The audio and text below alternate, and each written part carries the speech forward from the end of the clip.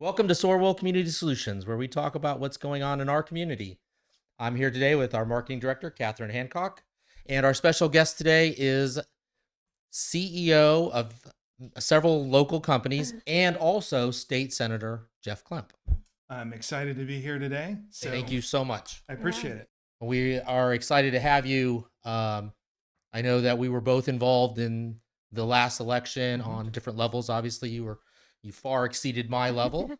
Um, and what I think is really interesting, and I think I mentioned this to you, is we weren't exactly on the same side at the time. Yeah. But we've come to talk recently, and I think we've found a lot of common ground, which I think is really, really interesting. Because I don't think there's enough of that going on in our community. I don't think people are talking enough. I think that's a fair way to characterize it.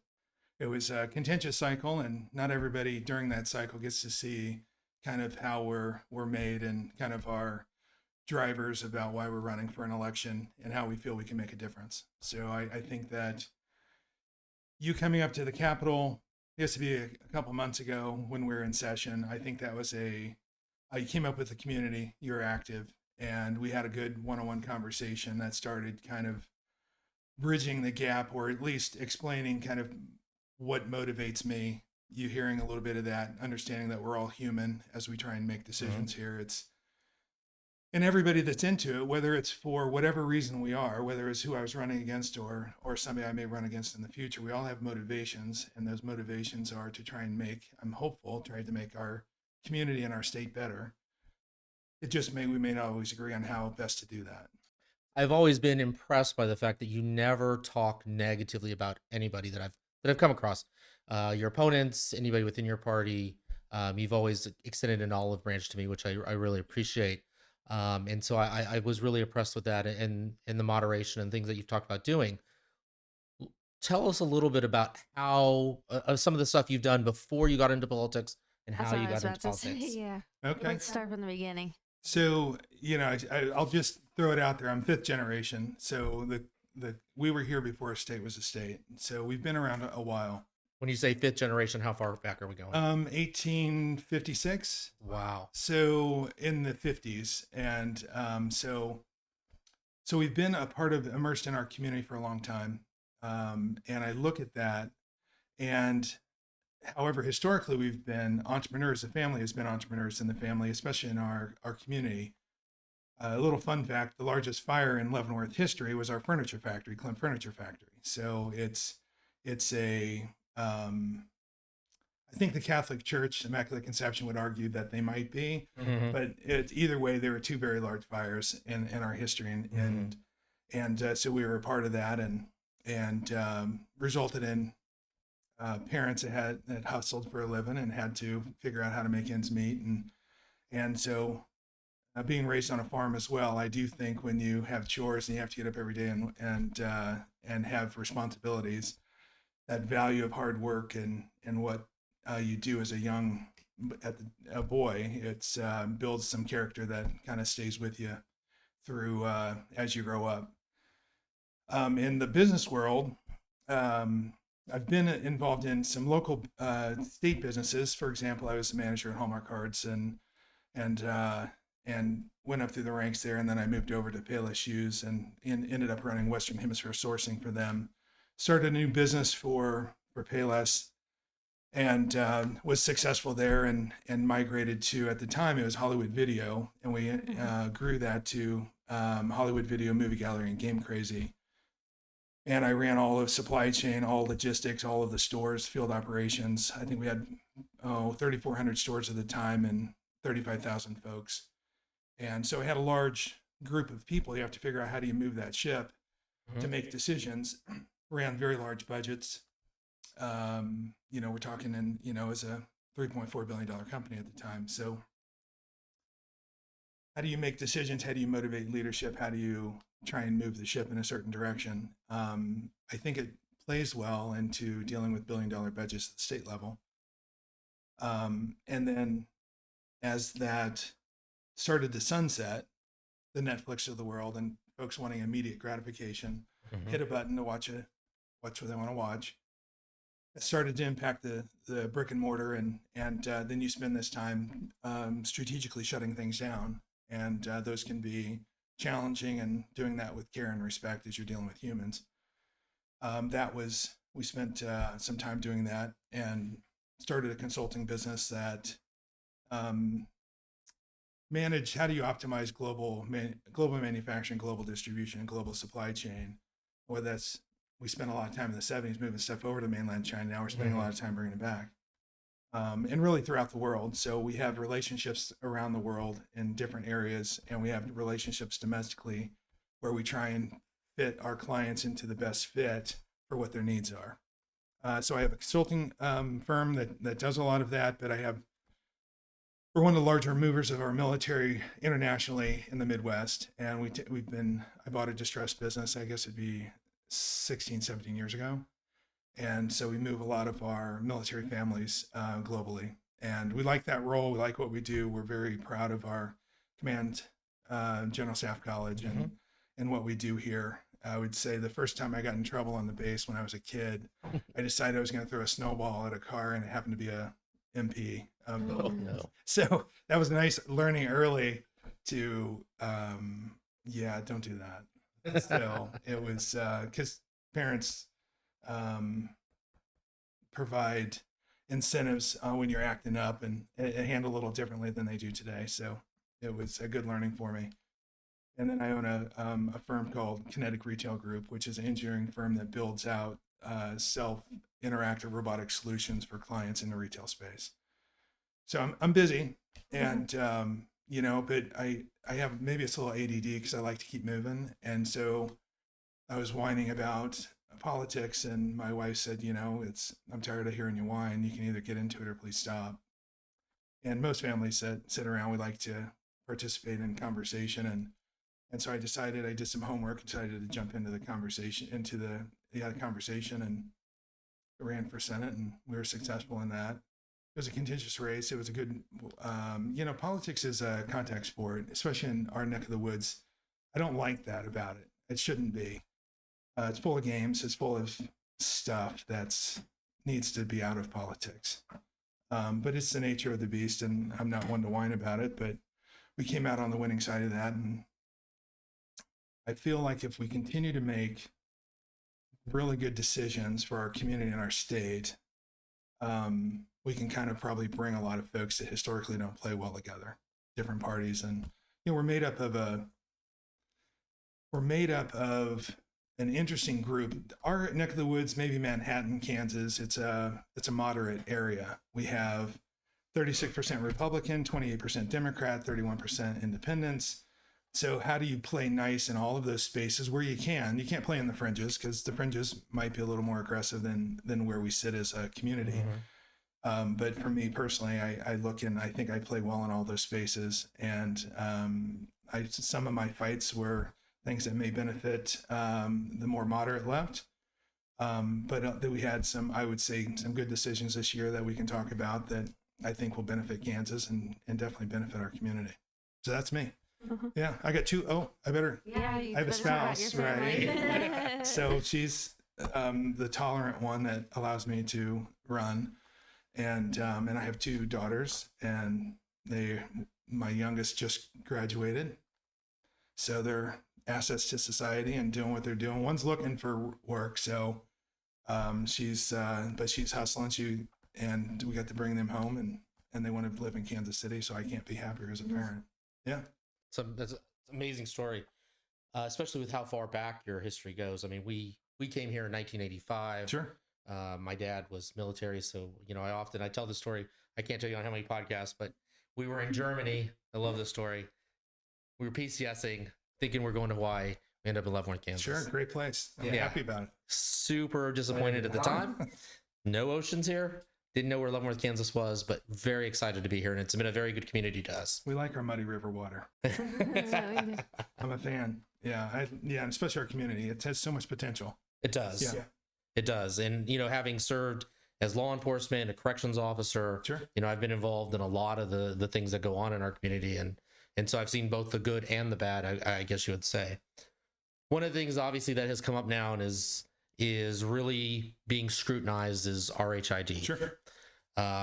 We were at an LCDC, or I'm on the LCDC board. We had someone speak about it the other day, talked about the communities, didn't really get into what is RHID and why should we or should we not consider it. And a lot of citizens in the county are concerned, feel like that it takes away from property tax and doesn't benefit the community. Can you talk a little bit about that? Sure. Yeah, I think RHID, incentive programs, TIFs, other types of things. Mm-hmm. I think that each city has to decide if it's right for them. And I think if I'm looking, I don't want to get too far into the city's decisions. I feel that if the city decides we have a hard time bringing affordable housing into a community, and we look far enough down the line, we don't see things happening in surrounding communities that might help us fill that void. Here, I'll give you an example. So we have Mattel theme park potentially that's going to begin. That's underway. You have, and we're talking Bonner Springs. Bonner Springs in Wyandotte County. Mm-hmm. So you have Mattel theme park. You have the American Roll across the street from that. You have potentially a red jersey team that may come into the area. You also have, there's another large build that's happening out there. Plus you have a large IT infrastructure, data warehouse that's being built there in the tune of billions of dollars being spent. You have a lot of infrastructure that's 11 to 12 minutes down the road.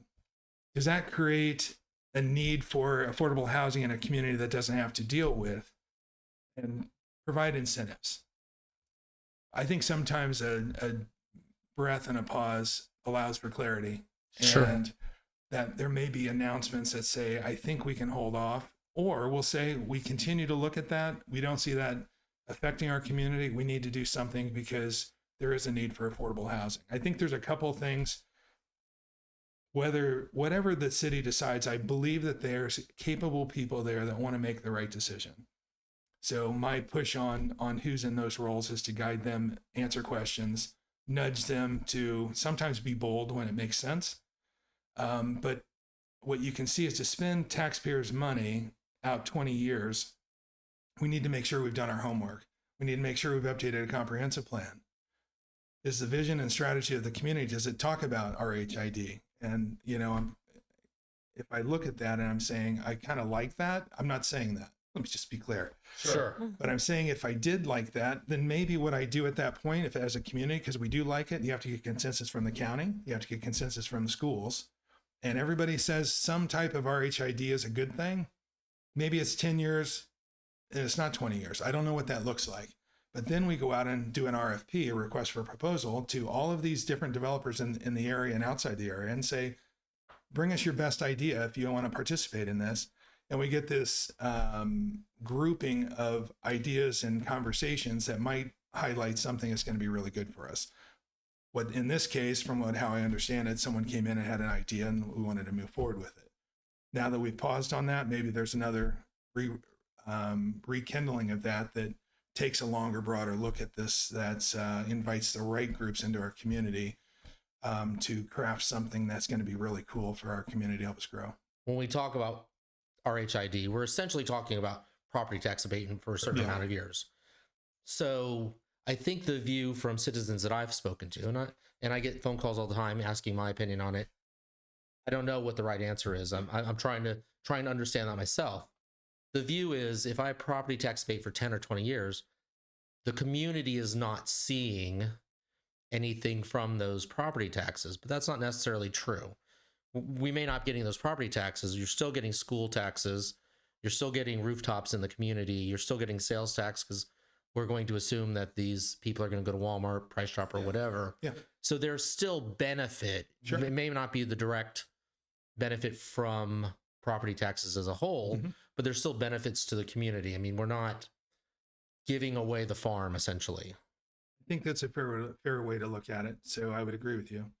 I also think when you think about property taxes pay for certain things. When you exclude a group from that, the burden of that falls on limited rooftops. You think about the pain that we've been experiencing in the state on property tax. It has been extremely painful, more so for our community in Leavenworth County, because of the amount of rooftops that don't participate in property tax. Our government installations, our schools, our universities, and our prisons. Yeah, from a government standpoint, all of those are void on the property tax conversation, but they do all those other things you talk about. But when the 56% doesn't participate and it falls on the 44% to pick up the difference, the pain of property tax in our community is significant. It's the number one county in the state from a pain threshold of what percent of the population handles all of the property tax. So I do think that you almost have to look at our community, Manhattan. There's I think there's 3 or 4 that fall above that 50% threshold on participation, and where over 50% don't participate. Leavenworth County being one. That is a unique, and today we try and do things across the state where it represents the entire state. And you look at these outliers, like these 4 counties I talk about, maybe those aren't the best decisions, statewide decisions, because it will have a really negative impact on our community. And I know the county commissioners fight that, and the city commissioners fight that. So there's a lot of folks that kind of raise their hand and say, maybe we should take a different look at this. But I do think property tax abatements in the state, in Leavenworth County, can be a little challenging. And my encouragement is to the cities and the county to really do all of the homework to make the best decision they can do. And I do feel the city managers in both Lansing and Leavenworth, and the commissioners and councils and county, there's a lot of work being done. And I think the more they choose to educate themselves, we can make some really good decisions for our community and move forward. But if we look at the pet nutrition factory in Tonganoxie, that was brought in with our HID money. Sure. That's generating hundreds of thousands of dollars. It's not even started in the property tax arena, but in other ways, it seems to me like if we can find those opportunities, that the benefits outweigh the potential risk. I think that's a wonderful segue. You went from housing and rooftops to commercial. And I think there's a big difference in my appetite for incentives for businesses that energize a factory or a distribution center or a corporate headquarters to come into a community.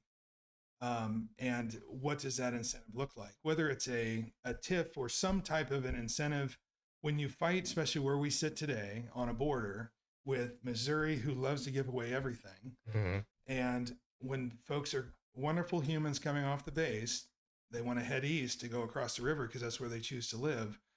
I think that shows us we have to be more competitive with our tax base. I will roll that into one of the things that we thought we were going to have in this session on the Senate was a property tax year.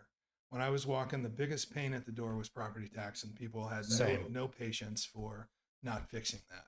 Same. I would say the Senate voted in a override fashion. We had the votes to override a veto on property tax, and our governor had indicated she would veto any real property tax legislation.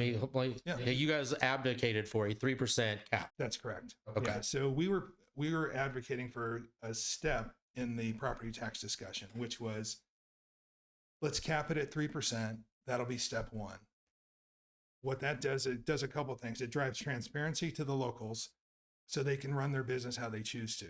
Sure. There's no additional revenue coming because of excessive property taxes that can go into coffers. So the state said, we don't want to be in the business of managing the local. They're voted and elected like we are. They're going to have to make their own decisions. So they run their budget, they decide what's needed, and they either raise the mills, keep the mills flat with revenue neutral, or they can lower. It's their decision. We passed that in the Senate. We passed that, I think, with 32 votes originally, came back to 31 votes. It was bipartisan. The governor, she didn't veto this constitutional amendment, so it wasn't a veto. And we came back, after it came back from the House, we were reworking it again to rerun it. And But the House proposal was different. House voted on this amendment. On this specific one. Okay. But the chair of the House over tax did not like this amendment. So what we had was what came from the House was elimination of revenue neutral. 61 or 62% of all of the government entities today in Kansas adhere to revenue neutral. So we felt it was working. Some areas it wasn't, some areas it was. So we felt like that was, why would we take that out? The locals would rather it not be in there because they want to manage things how they choose to manage. If they stayed revenue neutral, there'd be a carrot to say, thank you for staying revenue neutral. Here's some additional funds. And I think if it went up, if they decided to raise the mills and it went up more than the cost of living, it would go to a vote of the people. We maneuvered that around and resent it back with the changes we felt that would be beneficial. Put back in revenue neutral because we felt it was working. Still leave the carrot to say, if you do stay revenue neutral, we want you to have some incentive to stay revenue neutral, some additional funding. Goes back to the LABTR that was a very controversial issue. It was a version of that coming back in, saying, be frugal, be fiscally responsible. Thank you. Here's your thank you. And then if it went above if they did decide to raise, it didn't go to a vote of the people. It went to a supermajority in the area that was making the decision, like it's city council. You'd need a supermajority to make that decision. So that was our compromise back. And the House decided they were going to be a little finicky and say, we're not going to move these things forward. We're going to stay, instead, let's focus on income tax. We were extremely frustrated. The Senate had really worked hard, I thought, to come up with something that was a workable step in this process. And I think the House the feedback they've received is probably significant. And I would tell you, all of our local House all voted for the 3% cap. They were vocal on the floor. They were very active in understanding how this was a step and a good step. All of the ones that surround us, the Representative Proctor and Beeler and Neely, Tim Johnson, that whole group was very supportive and very outspoken about this. So I can't sling any mud over that way with our local folks. They were really working hard for us, and it just kind of fell on deaf ears. So it's super disappointing, and I think people expected with such a large majority that something would get done. And so what is the next step in that arena then? We are in an election cycle for the House. I think there's some pressures there that will be real.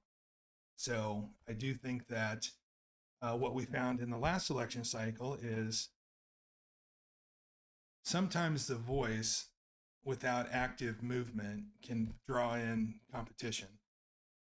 And I would say that there's a little bit of risk there for some of the House members. None of our local ones, in my opinion, but but I do feel like the folks that were on board without moving this forward, maybe a little bit at risk, but I do think there's a real appetite. So a good learning would be, we went down this path with the Senate. We went down this path with the House. We knew they were frustrated with this direction. Could we have done a little different job compromising and finding a way forward together? And I think that's been in the Senate 91 days, right? So I'm learning in this process. But as I look at how I run businesses and how I on the consulting side and how you build consensus and you move people forward, maybe there's a united path that doesn't have the barriers and frustration, and it benefits Kansas as we move Kansas forward. I think there'll be an approach in there that might work that we're going to try and go after. And there's been the president of the Senate, Ty Masterson, has approved a interim committee to kind of work together to, let's see if we can figure this out a little bit. So I'm excited I love tax. I'm on tax. So I don't know if you know my committee. So I'm on tax. It's my favorite committee. I think it can have a huge impact on our state. I'm on commerce. I love that committee. I think it goes well with my business background. And how do we create an environment that invites small businesses into our community? So I really like commerce. I'm on transportation, which is, if you think about the steps of a stool, you need transportation infrastructure built 10 years out, because if not, and you have an opportunity to bring a business in, you don't have the infrastructure where they're looking to go, where it would benefit the state, well, they're going to move on to the next state that does have that. So you build that out in advance. Judiciary, we made a lot of there's a lot of active. It's the most active committee that we're on. Representative Warren does a great job on leading that, and she's out of Johnson County, Overland Park area. So, but she's our chair for that. And then we made a strong push this year for veteran affairs because the Senate wasn't represented with our veterans, and being such a large population of veterans in Leavenworth County and in Wyandotte County, I made a really strong push with our president, and he created a new committee that is veteran affairs. And I sit on that as well. Wow. Yeah. I was just having a conversation with somebody. I told them that you were going to be on our podcast, and they said, they see you doing a lot of things. Yeah. Being essentially freshman senator new to the Hill, you are making a huge impact. You're on a lot of high profile committees. I mean, you just come in guns blazing. Is that just your style? What was your first day like? So I wake up every day excited to go in. It's very frustrating at times because it's politics, and it's I don't play great in that sandbox sometimes because as a CEO you make the decision, you move on, and we have to move there. We're going to have to write checks or severance checks, right? You don't have the ability to play with people's money, so I take it very seriously.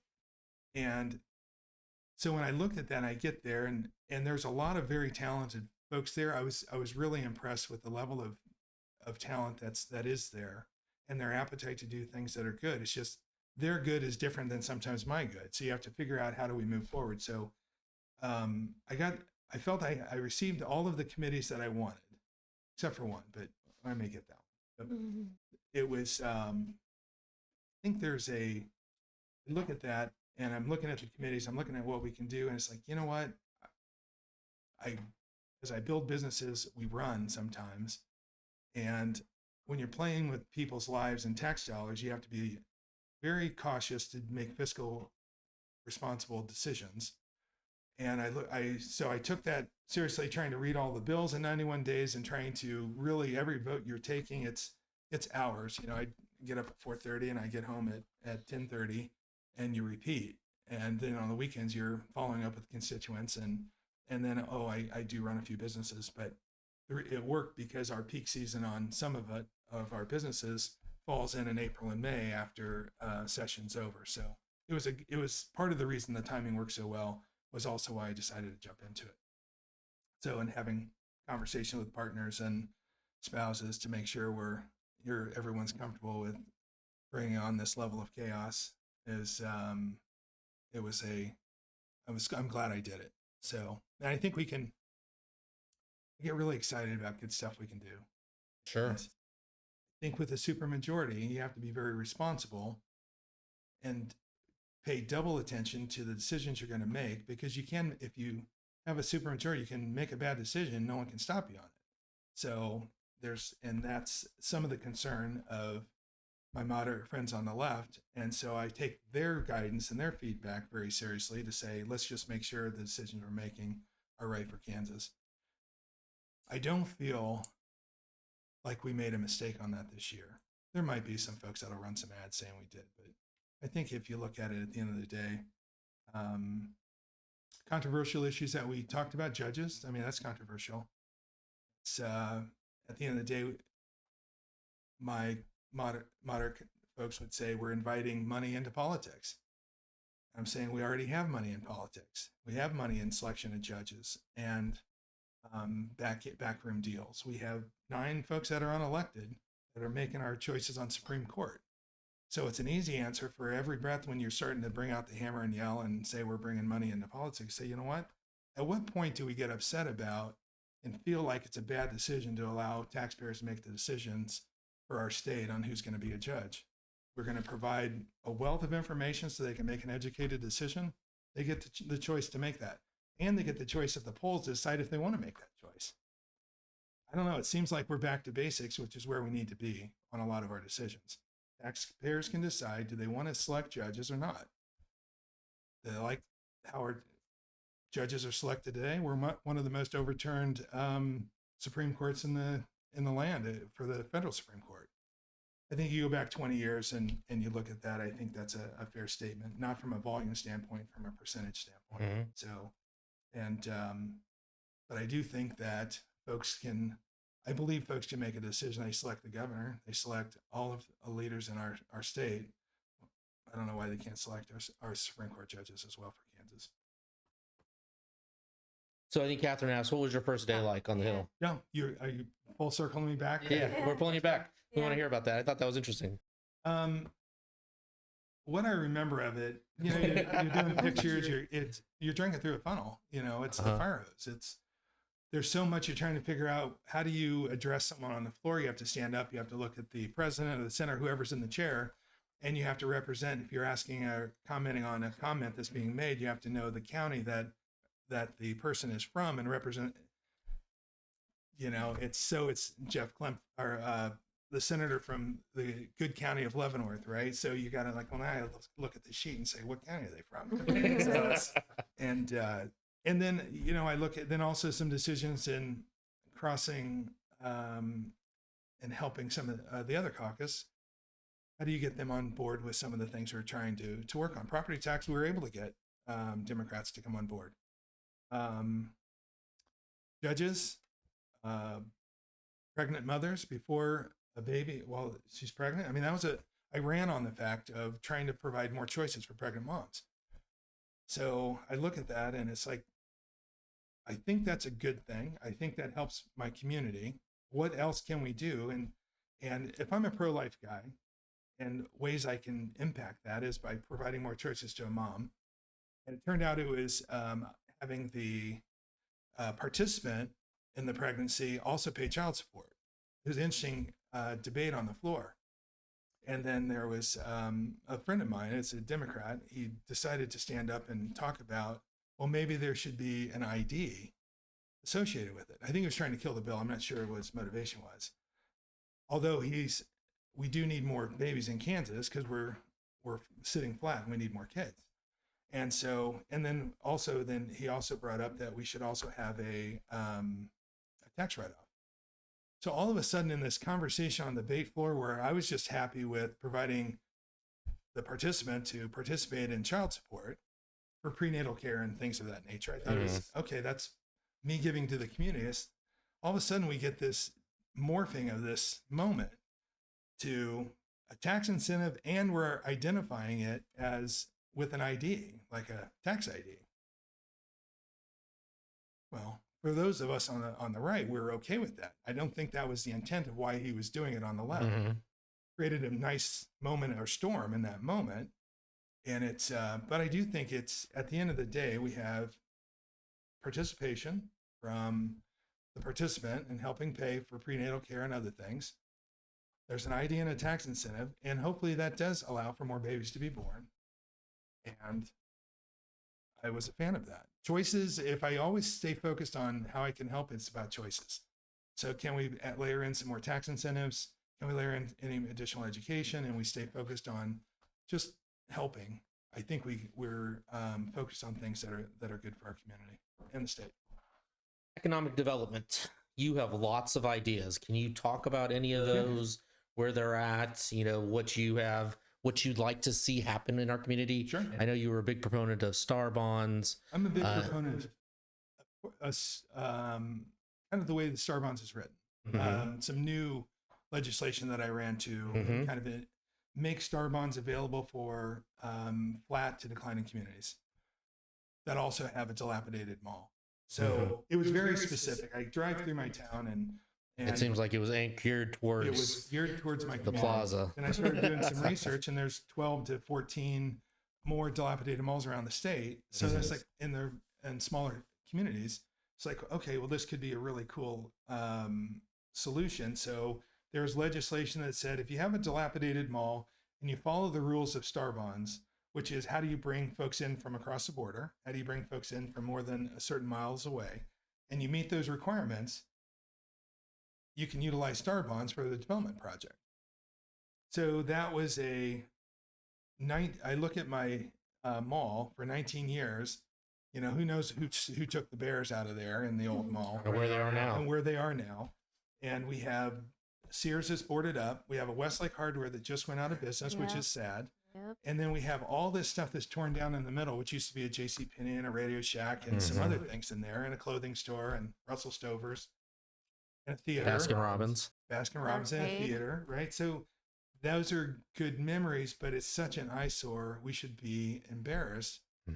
And traditionalists or purists would say, if they want to come, they're going to come into the community. We're like, well, if they wanted to come, we wouldn't be sitting 19 years without someone coming into the community. We'd have somebody in there. And I don't think it's an excessive price on the property. And I look at that and say, okay, is there something I can do to create a moment? So the legislation that we were able to successfully pass allows for dilapidated malls just through the end of the year. So it's a nice, really? yeah. So if we don't get something, a commitment done by the end of the year, it goes away. So it's a short test. And so as a result of that, I've brought in 2 different investment groups that are skilled in star bonds, and 2 different ideas. A single investor that's skilled in star bonds, and so there's a lot of excitement on that mall. I think I'm cautiously optimistic. I feel like I see it in a way that what I remember it to be. I need an investor to see it how we remember it. It was a center hub of our community. And so I think there's some really fun stuff that's being talked about that could be a good fit there, that could bring new folks in that are going to spend money in our restaurants, that are going to spend money downtown. Because there's a whole lot of nice things in our community, especially downtown. And if you, and in our museums and other things that can draw in some folks into our community, and being able to spread that word and have adding something that will provide to the tax base, that'll provide jobs and opportunities, I think is a good thing. Let's start to move this forward. And so I've introduced these folks to our city just as an introduction. And I think the goal is to keep that under wraps for now, because there's a moment in time that we haven't decided as a community whether we want to invite that in or not. And so they're trying to do their own homework, make their own decisions. The state Commerce Department, Secretary Toland and his team have come in and educated our local leadership on here's how you can utilize star bonds, the benefits of it. And so they came in and talked to the city manager, who is, he's newer to our community, but it looks like he's ready to run. He's very capable, and that team down there is in Leavenworth seems like they're ready for this opportunity if our commission is open to it. So they'll make the decision that's right for the community, and if they do like it, there'll be some energy and will be some excitement, and hopefully we can have some stuff we can brag about. That's awesome. Yeah. That's awesome. So this is kind of a natural segue into our next segment. Okay. It's a little more lighthearted, but we talk about what's on your mind. And we'll start with the beautiful Kathryn Hancock. What is on your mind? Well, first, I want to fix your shirt. My collar keeps going up. And then second, we didn't have a podcast last week, I don't No, think. we didn't. So I didn't get to say Happy Mother's Day. So Happy Mother's Day to all the moms out there. I have one awesome daughter and one on the way. So moms are incredible. But you don't have a daughter on the way. You have a son Now on I the have way. a son on the way. Yeah. That'll be my 4th grandchild. Not cool. by me. Not by you, no. Well, 2 from each of my children. Yeah. My oldest children. Yeah. Let's see. On my mind is we are working with a brand new customer, SorWil is, that we're really excited with, a local business in town. And we're doing a lot of really cool things. I'm not going to say the CEO is, he might be in this room, but we just want to thank you for the opportunity to work with you and to get to come out and see the work that you're doing and try to help and partner with you on your technology aspects. So, Well, in all transparency, you dug us out of a hole. So we appreciate that. And your promptness was fantastic, and probably stemmed by you being the first call from our continued growth in our relationship. So I appreciate that. And I had some really good feedback from Lansing. I was on one of their podcasts, and I was talking to them about their IT, and they were talking about you, and they said the promptness and the response time is fantastic. And in our business world today, it's missing. And so when you can find that, you try and cultivate that. And if it gives business to our community, within the community, it's a nice win. We appreciate you shopping local. Yeah. Yeah. Yeah, as you grow up and you get older, you learn how more important it is. Yeah. You know, it's as you're young and frugal and making decisions because you're looking to have a tight budget. You don't always do that, but where you can, especially shopping in our downtown districts and just keeping things local where you can, it makes a lot of good sense. Yeah. Well, Senator, what is on your mind these days? Outside of the 100 different businesses that you do work with and the Senate, I mean, what is the day outside of that, look like for Senator That was like Klemp? 2 questions. I know, right? You know, I get up early. I have coffee with my spouse and I read. So it's and so I do, and I love to garden.